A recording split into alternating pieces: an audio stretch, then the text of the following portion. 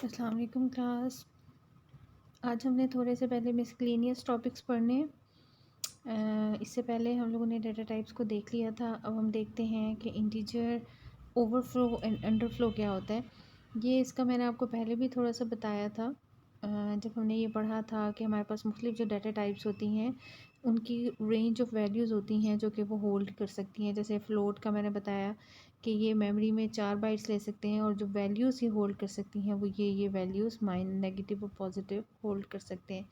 इसी तरह से डबल लॉन्ग डबल इसकी भी डिस्क्रिप्शन हमने पहले देख चुके हैं। इंटीजर का भी मैंने आपको पहले बता चुकी हूँ कि इसकी रेंज -32,768 से लेकर +32,767 तक है। तो ओवरफ्लो एंड अंडरफ्लो क्या चीज़ होती है। बेसिकली ओवरफ्लो का मतलब ये है कि एक कोई भी डेटा टाइप जो कि मैक्सिमम अपने पास वैल्यू स्टोर कर सकती है उससे भी बड़ी वैल्यू अगर आप उसको स्टोर करवाने की कोशिश करें तो उसको हम ओवरफ्लो कहते हैं। जैसे कि इंटीजर अगर मैक्सिमम बड़ी वैल्यू जो स्टोर कर सकता है वो 32,767 स्टोर कर सकता है। अगर मैं इसके अंदर 32,768 स्टोर करवाने की कोशिश करूँगी तो इसको हम कहेंगे ओवरफ्लो। यानी मैक्सिमम से भी ज़्यादा आपने उसके अंदर बड़ी वैल्यू डालने की कोशिश कर रहे हैं, इसको ओवरफ्लो कहते हैं। अंडरफ्लो का मतलब ये होता है कि जितनी कोई भी डाटा टाइप छोटी से छोटी वैल्यू अपने पास स्टोर कर सकती है, आप उससे भी छोटी वैल्यू उसको देने की कोशिश कर रहे हैं तो उसको हम अंडरफ्लो कहते हैं। जैसे अब इन सारों में आप देखें कि -32,768 है। इससे भी अगर छोटी वैल्यू का मतलब ये है कि -32,769 आप स्टोर करवाने की कोशिश करेंगे अगर, तो ये इसका मतलब अंडरफ्लो हो गया। जैसे अनसाइंड इंट में 0 मिनिमम वैल्यू है जो कि अनसाइंड इंट स्टोर कर सकता है, अगर आप उसको -1 देंगे दैट इज़ कॉल्ड अंडरफ्लो। तो दोनों सूरतों में ऐसा होता है कि हमारे पास हमारा जो कंपाइलर है वो डाटा उस डाटा को अपने पास उस वेरिएबल की उस स्पेस में उसको स्टोर नहीं करवा पाएगा, और जब वो स्पेस में स्टोर नहीं करवा पाएगा तो फिर अनएक्सपेक्टेड रिज़ल्ट जो है या अनएक्सपेक्टेड वैल्यू आपकी मेमोरी में उसकी जगह पर स्टोर हो जाएगी।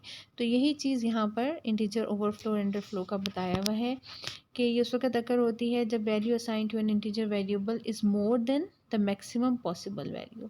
कि हम एक वेरिएबल एक ऐसी वैल्यू असाइन करने की कोशिश कर रहे हैं जो उससे भी ज़्यादा है, जो मैक्सिमम पॉसिबल वो अपने पास स्टोर करवा सकता है, तो उसको हम इंटीजर ओवरफ्लो कहते हैं। इंटीजर ओवरफ्लो उस वक्त होता है जब value assign to integer integer underflow उस वक्त होता है जब हम ऐसी वैल्यू असाइन करवाने की कोशिश करते हैं वेरिएबल को जो कि लेस देन है पॉसिबल मिनिमम वैल्यू, यानी जितनी कम से कम वो स्टोर करवा सकता है उससे भी छोटी वैल्यू है।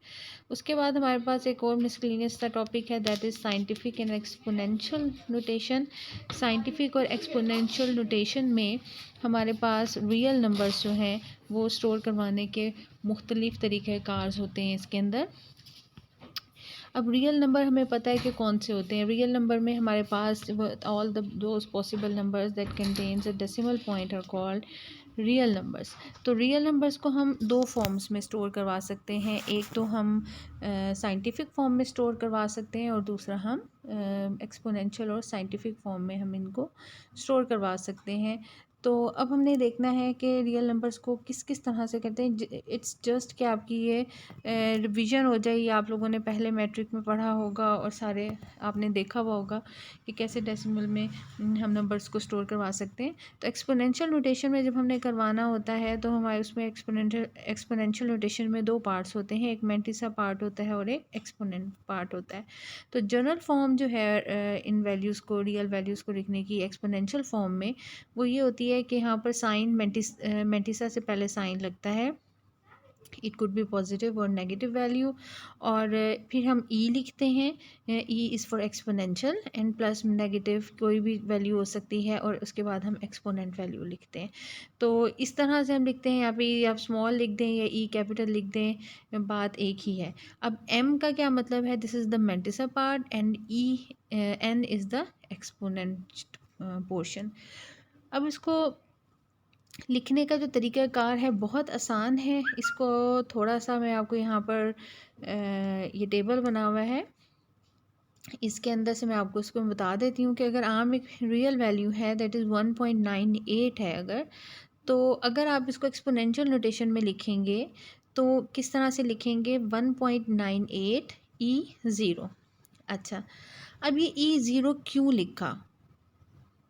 असल में बात ये है कि जब हमने एक्सपोनेंशियल नोटेशन में वैल्यूज़ को लिखना होता है तो फर्स्ट डिजिट के बाद, ये जो फर्स्ट डिजिट है इसके बाद हमने पॉइंट लेकर आना होता है, और फिर उसके बाद हमने ई के बाद हमने वो वैल्यू लिखनी होती है कि जितने डेसिमल प्लेसेस पॉइंट को मूव करने में लगे। जैसे कि अब मैं आपको आगे बताती हूँ, यहाँ पर 1 के बाद जो था वो 0.98 था, तो ये पहले ही एक्चुअल पोजीशन पे पॉइंट था, तो पॉइंट को मूव करने की ज़रूरत चूँकि पेश नहीं आई तो हमने ई के बाद क्या लिख दिया है, 0 लिख दिया है। यहाँ पर अगर आप देखें ये 4679000.0 है, तो अब यहाँ पर हमें पॉइंट जो है उसको मूव करने की ज़रूरत है। अब ये कितने प्लेसेस मूव होगा, 1 2 3 4 5 6 प्लेसेस मूव होगा ताकि ये 4 के बाद पॉइंट आ सके। अब ये चूँकि 6 प्लेसेस यहाँ पर मूव हो रहा है तो हमने यहाँ पर क्या लिखना है, 4.679, और ई के बाद हमने क्या लिख देना है, 6 लिख देना है। ठीक है, उसके बाद जैसे अच्छा, और अगर पॉइंट जो है वो from right to left move हो रहा है तो एक्सपोनेंट की बाद जो वैल्यू है वो पॉजिटिव आएगी, लेकिन अगर पॉइंट जो है वो from left to right move करने की ज़रूरत पेश आ रही है तो फिर जो एक्सपोनेंट की वैल्यू है that would be a negative value. So here it comes के जब आप 1 2 3 एंड 4 टाइम्स आपको यहाँ पर मूव करने की ज़रूरत पेश आ रही है, 5.3 लेकर आना है क्योंकि हमने एक नॉन ज़ीरो वैल्यू के बाद, फर्स्ट नॉन ज़ीरो वैल्यू के बाद पॉइंट लेकर आना होता है। तो फर्स्ट नॉन ज़ीरो वैल्यू के बाद लाने के लिए हमें 4 टाइम्स यहाँ पर मूव करने की ज़रूरत है, 4 प्लेसेस। तो 5.3 और ई के बाद -4 लिखा है क्योंकि ये from left to right movement है। अब इसी तरह से अगर आप देखें तो साइंटिफिक नोटेशन भी बहुत आसान है लिखनी। यहाँ पर भी हमने जो फर्स्ट जो भी नॉन ज़ीरो वैल्यू होगी उसके बाद पॉइंट लेकर आना है, तो चूँकि ये पहले ही ऐसे है तो हमने मल्टीप्लाई करके 10 की पावर 0 लिख दी है। यहाँ पर क्या किया है कि नॉन ज़ीरो वैल्यूज़ ही सिर्फ लिखनी है, 4.679, और मूव किया है हमने यहाँ पर 6 प्लेसेस, तो 10 की पावर क्या हो गई है, 6 हो गई है। और इधर हमने चूँकि नेगेटिव डायरेक्शन में मूव किया है तो 10 की पावर -4 हो गई है।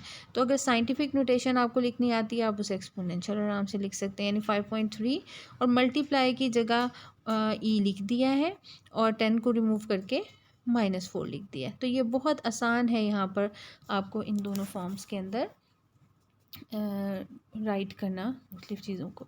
अच्छा, उसके बाद हमारे पास एक और चीज़ जो कि रियल नंबर्स के साथ रिलेट कर रही है, that is range and precision. Of the possible values that a floating point variable can store are described in terms of precision and range. जो possible values floating point ले सकता है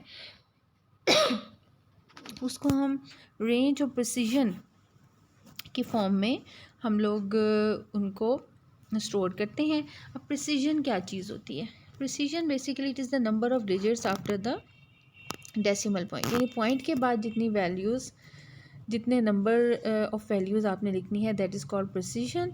and range क्या होती है? This is the exponential power of 10। वो जो exponential power of 10 है, जैसे अगर यहाँ -4 है दिस इज़ द रेंज, ठीक है।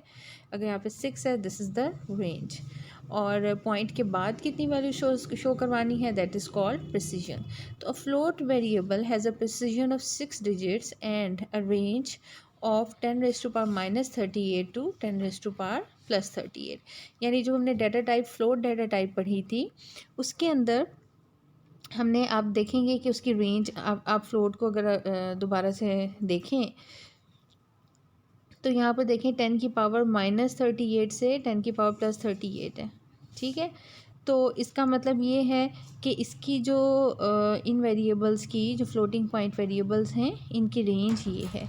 अच्छा, suppose we have a real value, अगर हमारे पास कोई रियल वैल्यू है जो है 0.123456 7 × 10⁻³ तो इसकी जो प्रिसीजन है वो क्या है, precision of this value is 7। Why it's precision is 7? क्योंकि पॉइंट के बाद 7 वैल्यूज़ हैं। और इसकी रेंज 3 है क्योंकि 10 की पावर ये 3 में शो हो रही है। सिमिलरली अगर मेरे पास एक ये वैल्यू है 0.123456 इंटू 10 की पावर -3, तो इसकी प्रिसीजन 6 डिजिट्स है क्योंकि पॉइंट के बाद 6 वैल्यूज़ शो हो रही हैं। और रेंज इसकी क्या है? -3 है क्योंकि 10 की पावर यहाँ पर -3 है। तो ये थोड़ा सा आपको पता होना चाहिए कि प्रिसीजन क्या होती है और रेंज क्या होती है।